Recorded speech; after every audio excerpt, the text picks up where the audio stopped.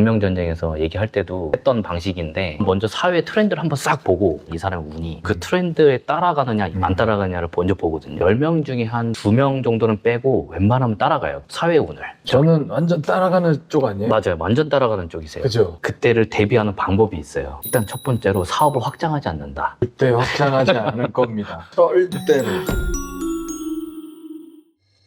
안녕하세요. 오늘 귀한 분을 모셨습니다. 천록담 이정님 함께 하고 계시고요. 안녕하십니까. 제주시에서 서귀포 오는 게 사실 서울에서 제주도 오는 것보다 그렇죠. 큰 마음을 먹어야 됩니다. 한라산을 기준으로 저쪽은이랑 이쪽이랑 이게 완전히 다르더라고요. 저는 약간 명리 이걸 볼 때도 지리적 특성으로 볼 때 남북으로 나눠서 음과 양이잖아요. 그거를 같이 보기도 해요. 제가 한 15년 가까이 살았는데 제주도에 참 제주는 사실 서귀포라고 생각하거든요. 이 자연. 그쵸. 저는 솔직히 깜짝 놀란 게 하나 있어요. 벌써부터 뭔가 의외의 것인데 네. 큰 건 아니고 철록담님보다도 와이프분께서 훨씬 더 연예인 같다라고 하는 느낌이 들었어요. 저는. 사주가. 네. 오. 왜냐면은 화기운이 굉장히 강하신 분이시거든요. 네. 화기운이 굉장히 강하세요. 그러니까 약간 스포트라이트 받는 느낌이 되게 강하신 분이어서 나 자신은 숨는데 주변에서 스포트라이트 해주는 느낌이 있고, 맞아요. 근데 이정님은 늦가을생이시잖아요. 늦가을에 꽃이 피었다. 그것도 조그만한 들판이 아니라 넓은 들판에 늦가을에 꽃이 쫙 폈다는 느낌을 받았어요. 늦가을의 꽃은 특징이 있는데 갑자기 확 폈다 확 지는 그런 인기 반짝 이런 건 아니에요. 꾸준하게 오래 간다라고 하는 느낌을 주는 바로 꾸준성. 그게 바로 이정님의 특성이다라고 이제 저는 봤었고요. 그래서 뭔가 그 남들처럼 나도 반짝여야지 라고 하는 그런 느낌보다도 나는 좀 천천히 꾸준하게 가야겠다 이렇게 갖고 가시면 되게 롱런 할 수 있겠다라는 분 같아 보였어요. 그리고 되게 좀 특이한 포인트가 있었는데 네. 혹시 데뷔가 언제? 2002년이죠. 2002년? 2002년보다 그 사실 2004년에 시작의 기운이 되게 센 때라서 그때가 훨씬 더 돋보이고 지위 상승된다라고 하는 때라서 옛날로 치면은 과거 급제한다라고 하는 느낌 있잖아요. 그때가 2004년부터였어요. 그래서 그때 인기가 제대로 확 올라온다. 그러긴 했죠. 세븐데이즈라는 팀으로 데뷔를 했던 게 2002년이고. 철록담님은 사주가 늦가을생의 건조한 사주라고 하는데 열매가 있어요. 그 열매가 사람들한테 돋보이게 드러나게 보여가지고 짠 하고 뭐야 사람들 깜짝 놀라게 하는 느낌. 그때부터가 시작인데 2004년이 시작 기운이 확 셌다가 이제 2008년 9년도 음의 기운이 있을 때 그때가 바로 이제 글로벌 금융위기 있을 때거든요. 잠깐 쉬었다 멈췄다라고 하는 거랑 같아요. 그리고 이거랑 비슷하게 똑같이 오는 게 코로나 시절. 코로나 시절에 2020년, 2021년, 2022년 요 시기 때 또 멈췄다라고 하는 느낌이 있고 최악이었어요, 저는. 그죠. 카페를 제주도에서 네. 오픈했는데 네. 코로나가 왔고 가지고 병도 걸리고 21, 22. 그러면서 탈바꿈이 한번 일어나는 시기가 있는데 바로 2024년 5년 정확히 따지면 2023년 6월 28일 저희 이제 절기로 계산을 하는 게 있는데 23년? 네, 23년 6월 28일 이후에 봄비가 내렸다라고 해가지고 아까 가을꽃이라고 했잖아요. 네. 이제 드디어 이제 꽃이 봄꽃이 되는 느낌이 시작된다. 그러면 원래 크게 변동이 있어야 되거든요. 근데 그때 이후부터 직장을 다니면 보직 변경이 크게 이동됐다를 뜻해요. 근데 아마 가수 생활을 하다가 이쪽으로 보직 변경하는 느낌이 가장 크게 작용한 때 그때 시작이었고 그게 24년도, 25년도 요때 이제 세력 확장을 한다. 아까 들판이 있다고 했잖아요. 쫙 퍼진다라고 하는 느낌이라서. 근데 2008년도, 9년도에는 멈췄다라고 하는 게 2008년에 제가 입대를 했죠. 2010년 8월에 제가 전역을 합니다. 2010년도는 또 경인년이라고 해요. 이때도 또 시작의 기운이 또 세요. 그러니까 패턴이 비슷한 패턴으로 이렇게 가고 있는 게 느낌이 있었고 저는 데이터적으로 이렇게 보는 걸 좋아해서 그리고 지금의 이런 라이프 스타일이 바뀐 느낌처럼 2012, 13년도 그때도 라이프 스타일의 변화가 크게 있다라고 할 때 그때였어요. 맞아요. 그때 그때 제가 회사를 차렸어요. 이때 회사를 차렸어요? 2012년. 연예 기획사를 제가 이제 1인 기획사로 해서 차렸다가 아주 힘들어졌죠, 그때. 근데 요때보다는 조금 나중에 그 사업적으로 매니지먼트, 경영, 자금이 왔다 갔다 하는 거 그런 거래가 이루어지는 시점이 있는데 그게 지금은 아니고요. 한 50대? 50대 중반쯤 그때가 계약이 많이 이루어지는 느낌이 있거든요. 근데 그 계약이 회사와 회사 간의 이 B2B 거래도 있고 이 회사와 개인 간의 거래도 있고 그 거래가 있다라고 하는 느낌이었는데 그때가 55세부터가 이제 시작이에요. 그리고 나서 또 누구를 가르치는 느낌도 같이 와요. 뭐 트레이닝한다 그것보다는 관리 감독 느낌처럼 약간 가수를 키울래나? 그럴 가능성도 있어요. 그런 느낌이 있으려나? 그 사업의 운이 오히려 조금 늦게 터진다라고 보여지는데 근데 오히려 이때를 했으니까 그런 경험을 발판 삼아서 그게 이제 다 씨앗이 되고 디딤돌이 돼서 이렇게 움직여지지. 만약에 이때 안 하고 그 나중에서야 갑자기 확 그때 해야겠다 차려야겠다 하면 이때는 좀 젊은 나이였으니까 맞아요. 뭔가 이렇게 넘어져도 다시 일어날 수 있는 힘이 있는데 그럼요. 그때는 한번 넘어지면 일어날 수 있는 힘이 맞아요. 네. 그리고 사주에 화 기운이 굉장히 약하세요. 반짝이는 태양의 기운을 가진 사람과 함께하면 되게 좋겠다. 근데 그런 사람들의 특징이 뭐냐면은 일단 뭘 나눠요. 자꾸 나눠주고 베풀고 하는 게 생활에 돼 있는 사람. 먼저 양보하고 약간 이런 거 있잖아요. 그리고 윗사람과 아랫사람의 그 관계를 명확하게 하는 예를 지키는 사람. 그런 사람 딱 보이면 아, 이 사람 화기운이 일단 있구나 생각해서 함께 연대해도 괜찮아요. 근데 멀리 갈 필요 없이 화기운이 굉장히 강하신 그래요? 와이프분이 초여름생인데 태양이 반짝이 이렇게 있는데 태어난 시간도 정오시예요. 정오시면 태양이 중천에 떴을 때 느낌이잖아요. 그래서 주인공 되는 사람이 원래 이분인데 이거였어요. 나는 가만히 있어도 스포트라이트를 받는다라고 하는 느낌이 아까 그래서 근데 진짜 결혼하고 나서 제가 마음을 뭐 더 굳게 먹어서 그런지 모르겠지만 네네. 그런 일들이 좀 있긴 있었어요. 화의 기운이 사람을 살린다라고 하는 게 있어요. 왜 반짝 이렇게 웃으면 아이들이 막 깨랄거리고 막 이러잖아요. 그래서 괜히 기분 좋아지는 거 있잖아요. 옆 사람을 기분 좋아하게 만들어주는 거. 그 역할. 그래서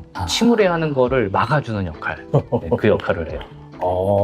그런 걸 타고났구나. 제가 사실 나와서 이런 일들을 하다 보니까 이제 카메라 켜지고 사람들 만나고 밝은 모습 보여줘야 되고 이렇게 하지만 집에서는 사실 진짜 말도 거의 없고 네. 웃지도 않고 하는데 각시를 만나고 집에서 웃어요. 그러니까 진짜 이런 역할을 해주니까 제가 더 밝아진 게 아닌가라는 생각도 있고. 그리고 여기 보시면 제가 이거는 1대1로 운명전쟁에서 얘기할 때도 했던 방식인데 먼저 사회 트렌드를 한번 싹 보고 이 사람의 운이 그 트렌드에 따라가느냐 안 따라가느냐를 먼저 보거든요. 인상적이었어요. 10명 중에 한 2명 정도는 빼고 웬만하면 따라가요. 사회 운을. 사회 운에. 경제가 확 꼬꾸라지면 내가 이자도 내야 되고 대출도 내야 되고 그런 사회의 운의 흐름이라는 게 있는데 그 흐름을 따라가느냐 안 따라가느냐 먼저 파악하거든요. 저는 완전 따라가는 쪽 아니에요? 맞아요. 완전 따라가는 쪽이세요. 그죠? 네, 저도 마찬가지예요. 저도 2020년, 2021년 이때 정말 죽을 맛이었거든요. 이 패턴이 보통 12년마다 반복되거든요. 그럼 다음이 있잖아요. 32, 33일 거란 말이에요. 또 나와요? 또 오죠. 계속 반복이니까. 그러면 그때를 대비하는 방법이 있어요. 뭐냐면은 일단 첫 번째로 사업을 확장하지 않는다. 그때 확장하지 않을 겁니다. 절대로. 네, 예를 들어서 이 28, 29, 30년도에 승승장구 올라가고 돈을 벌고 막 이렇게 하잖아요. 그러면 31년쯤부터는 서서히 활동성을 점점 좀 줄이면서 그렇게 되면 사람들은 분명히 안전한 쪽으로 돈을 이렇게 이동을 할 거란 말이죠. 그럼 이동될 때 금값이나 이런 것은 치수술밖에 없다. 그럼 금값이 오를 때 최고치에서 팔고 주식값은 떨어질 거 아니에요. 그때 하나씩. 제가 그 최악의 22년, 21년 코로나 때 네. 너무 어려우니까 정말 아껴뒀던 금을 그때 판 거예요. 21년이면 한 30만 원 정도 30만 원 정도 할 됐을 때. 때. 네. 그때예요. 너무 어려우니까 뭘 할 수가 없으니까 그 금 얘기를 하면 참 제가 가슴 아픈. 가슴 아프고. 그리고 또 있는데 IP를 가진 사람이 부자가 돼요. 제가 이거 계속해서 얘기하고 있는데 네. 자기 콘텐츠, 자기 음악, 자기 예술 작품 네, 네. 이거 가진 사람이 분명히 부자가 될 거다. 이제 이 얘기를 해드리고 있거든요. 잠깐의 과거로 돌아가면은 2022년 요때 한참 붐이 있었던 게 메타버스라고 혹시 기억하세요? 네.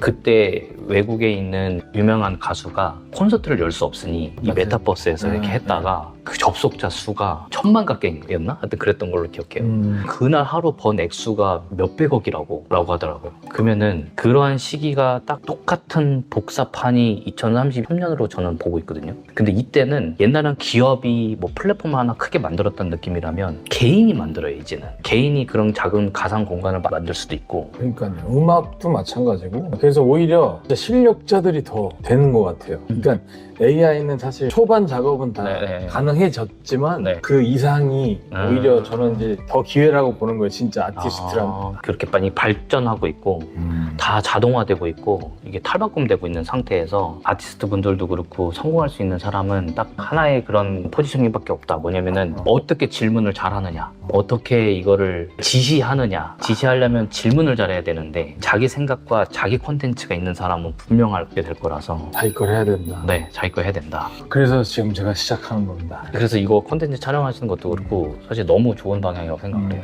근데 저는 유튜브를 해야겠다고 생각했을 때부터 네. 무조건 해외를 생각했거든요. 네네네. 그러니까 물론 국내에 있는 저희 팬분들도 계시고 하지만 저는 데뷔 때부터 들었던 얘기가 뭐냐면 너는 외국 쪽인데 생긴 것도 우리 쪽이 아니다 그런 얘기를 많이 들어서 네. 그냥 웃고 넘겼는데 가만히 생각해보니까 지금 나이가 들고 생각을 하니까 그러면 해봐야 되는 거 아니야? 그래서 이제라도 저는 일단 해보자 해서 시작한 거예요.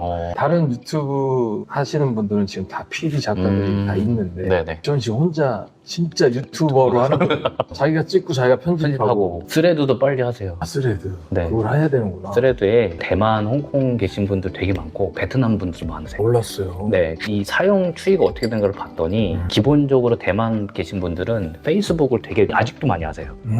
페이스북, 인스타에서 만든 게 또 스레드니까 이게 그대로 넘어온 거죠, 이렇게. 그리고 제가 글을 하나 만약에 쓰잖아요. 한국 분이 반응한 것과 대만, 홍콩 이렇게 분들이 반응하는 게 달라요. 한국에서 좋아요가 한 뭐 100개, 1000개밖에 안 된다면 여기는 10,000개, 100,000개 이렇게 돼요. 대만 음악이 진짜 우리 가요랑 비슷하거든요. 아, 그래요? 그래서 그 생각을 진짜 했어요.